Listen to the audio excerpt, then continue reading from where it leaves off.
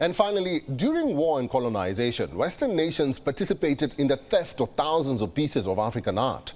This is a story of the role Britain's anti-slavery mission played in looting African artifacts and of the campaign to get them returned. But why the rush to return them now? More than 150 years later, what gives? Here's a report.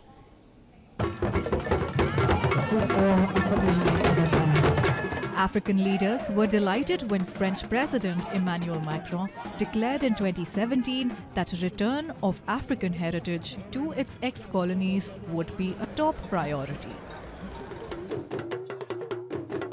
A 2018 report that he commissioned by academics Benedict Savoy and Felwine Sarr recommended African artifacts be returned. The report found that 90 to 95% of African cultural heritage is held overseas. Later in December 2020, the French Parliament passed a bill to allow African objects to be returned. But it was not until the death of George Floyd in the US and the Black Lives Matter movement that African repatriation gained global momentum.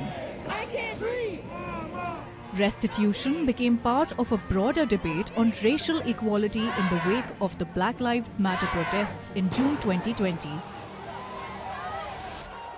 It was against this backdrop that in April, Germany became the first national government to say it would return a substantive number of more than 1,000 Benin bronzes held by German institutions by 2022. The debate about who should be the custodian of African art has recently centralized in the global north, with academics and experts writing books on the Benin bronzes.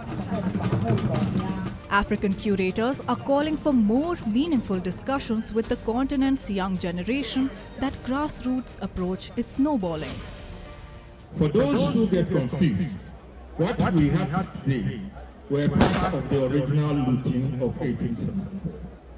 However, whilst we have these permanently, the British ones, which will get to Kumasi in April, 3 months from now, will be with us for at least 6 years. As the debate intensifies, African countries are more positive in their pursuit. Most African archaeologists say it's a big international issue now.